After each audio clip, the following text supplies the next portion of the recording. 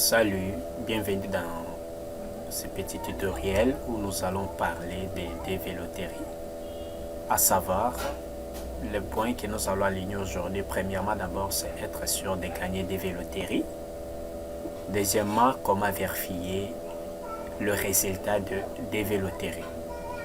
Comme sous-point, nous avons trois sous-points, à savoir la photo ou l'image utilisée, formulaire, là où vous remplissez vos informations ou votre identité, ainsi de suite. Vérification, c'est-à-dire comment vous pouvez maintenant vérifier ou bien les éléments bases pour vérifier le résultat des dévéloteries. À ne pas oublier, actuellement je suis sur l'environnement WebDev, c'est-à-dire WebDev, c'est un logiciel de développement des sites web de la société PCSoft, bien située en France, comme vous le savez très bien. C'est ici qu'on crée les sites web avec le logiciel que je suis en train d'utiliser pour vous présenter notre sujet du jour parlant de dévéloterie, être sûr de gagner, comment vérifier.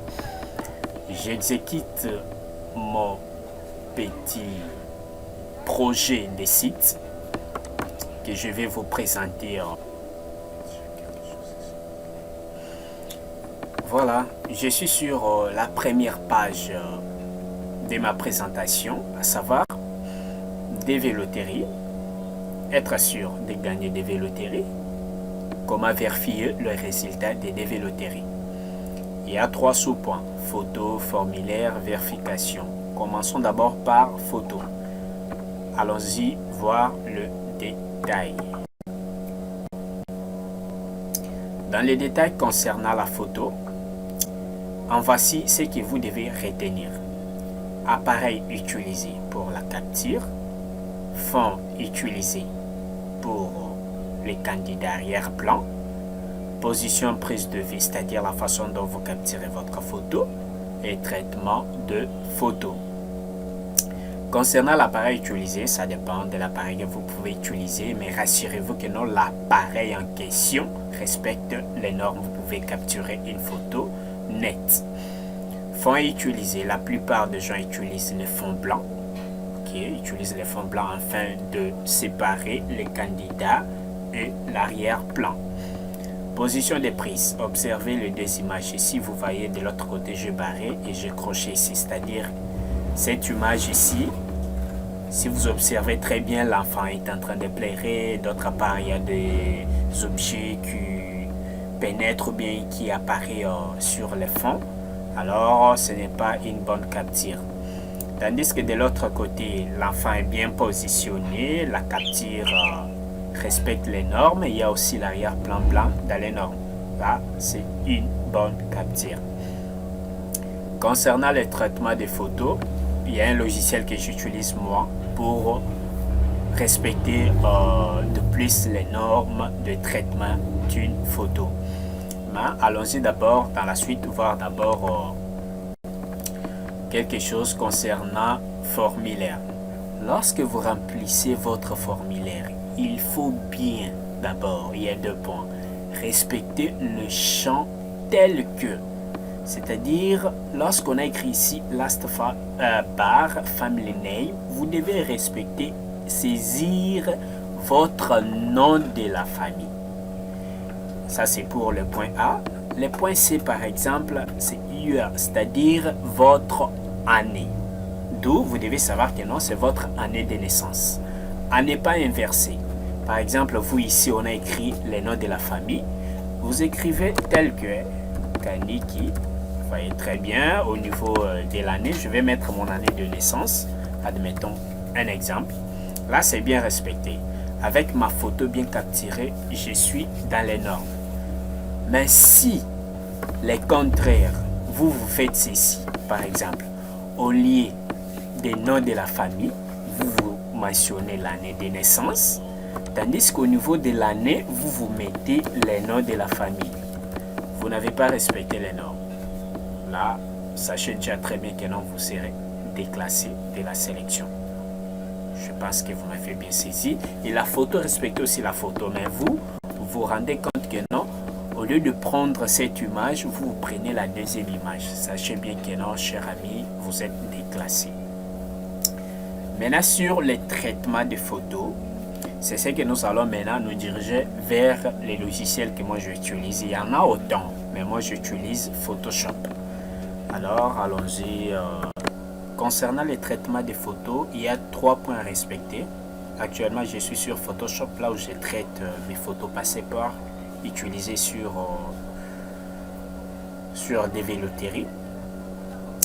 3 points à respecter. Premièrement, d'abord, c'est la dimension de votre photo.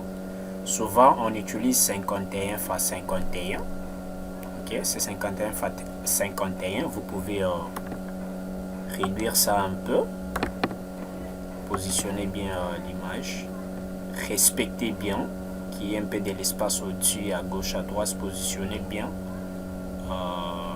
l'image. Ok.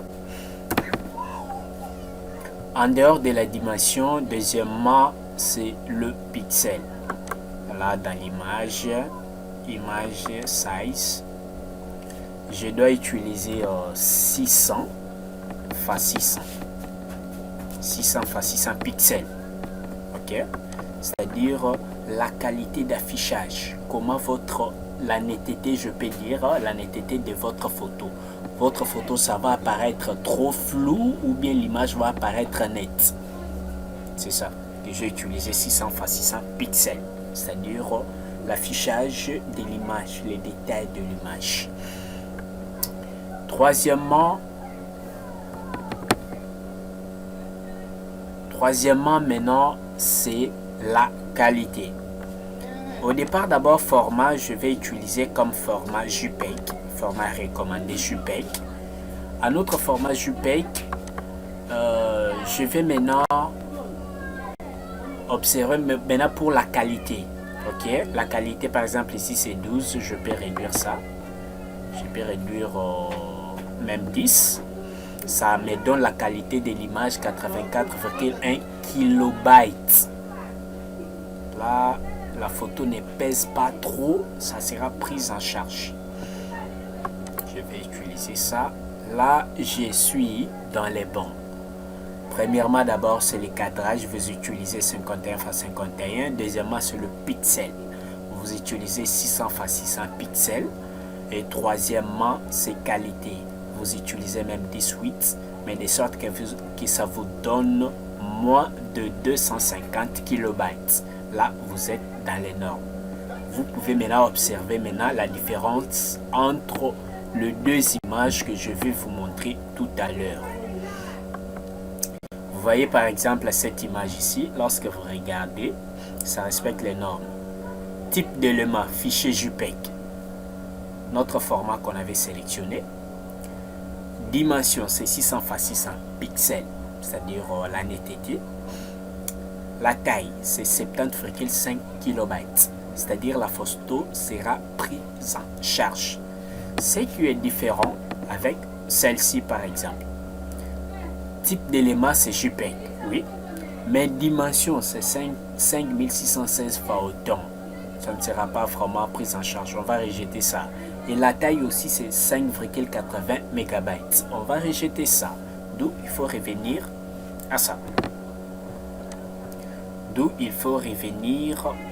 à ça. Ça respecte les normes. On va voir dans la prochaine vidéo comment consulter ou vérifier les résultats si vous avez été sélectionné, c'est-à-dire si vous avez gagné. Les éléments qu'il faut utiliser, entre autres, je vous donne l'annonce.